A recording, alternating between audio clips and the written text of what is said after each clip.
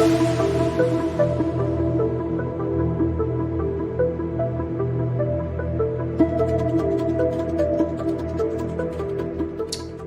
to this short how-to video from InView Assets. My name's David Holmes. I'm going to give you a quick walkthrough of the One 3D platform, which is a platform that we use sometimes for hosting our clients' data in terms of our precision reality models. Really straightforward to use, and I'm going to give you some examples of how you basically inspect a model for markup or for condition reporting, how you measure things, how you share models. It's very, very straightforward.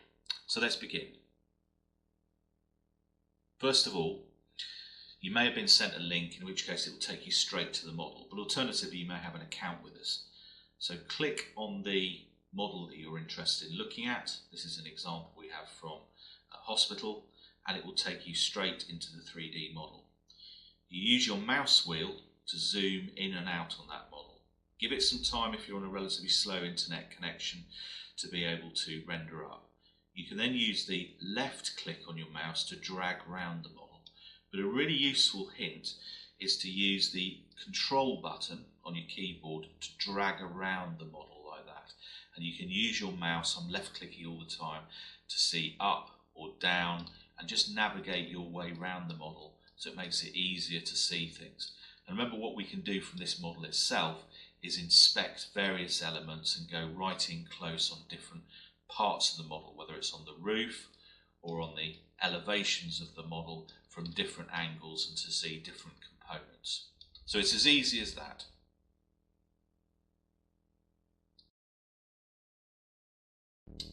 So how do we inspect our imagery which the model is built around? Again, pretty easy to do. You want to use the icon at the top of the toolbar which says images. You press it down and it will bring up all of the photographs which are linked to this model. Now you may find there's actually more than you think. We sometimes fly models at different heights and altitudes that will give different resolutions in order to build the model for you. Each one of those orange circles represents an individual image. So if I zoom in and I'm looking at something that might be pointing at a component of the roof, for instance, I can click on the orange circle and it will bring up all of the images in that vicinity, and they appear on your right hand side of your screen in a separate sidebar.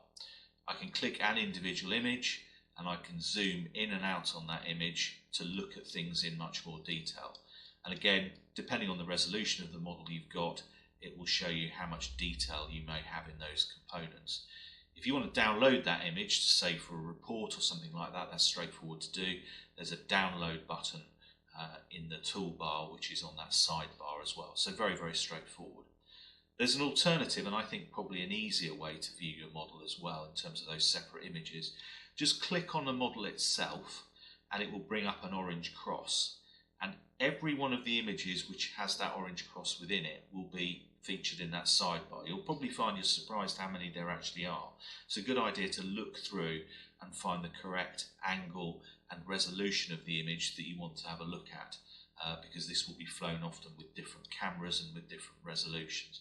So you can zoom in on the concrete area that we've got there, and you may think, well, actually I want to find one that's taken from a different angle or a different elevation, and again, select the one which is fit for purpose for that particular aspect.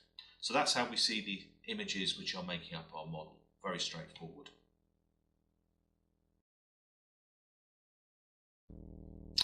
So with a marker, go to your toolbar at the top, select the middle icon which says annotations. Again, it brings up a separate set of a sidebar and a set of annotations. Now you can see I've pre-populated some annotations on here already. So I've got examples of plant growth in the roof, I've got a line that I've measured, and I've got a crack in the roof covering. Now each of those can be turned on and off as you want, like that. Very straightforward. But how do I do them? Well, that's easy. So let's imagine I want to add an annotation to this component of the model here. I just click Create Annotation, and I would use the Smart Annotation rather than the 2D annotation, And here it brings up a separate element of the sidebar. I can pick a colour. So I'm going to choose green, and I'm going to choose an icon, which is an annotation icon, or I'm going to choose a repair icon actually. So I've spotted a defect on this part of the roof. So all I do is I add the annotation and I just hit enter on my keyboard, and that gives me a spot here rather than the line. So here I'm going to say roof defect, like that, and I can add some annotation information here like repair needed. So someone's going to have to get a cherry picker out to do that, or some scaffold up, and all I do is I just press save like that, and it appears. And again, those are all on my model.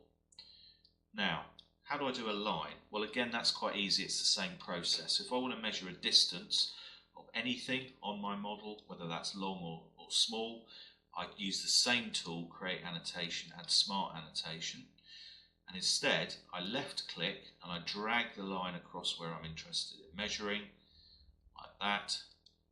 I left click again and hit the enter button. That gets rid of the end point on it, and you add here, line 2, whatever it is you want to put on there. You can change your colour and you can change your icon, and again you save it and that appears on there.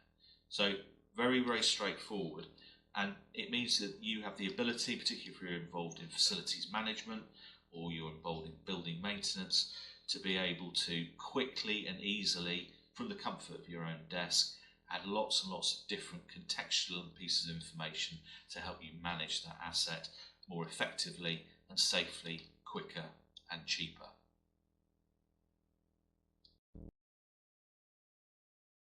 So the final thing to do is to show you how easy it is to share the model. So at the top of the toolbar there is a sharing link button that you can press, and you've got 3 choices on here.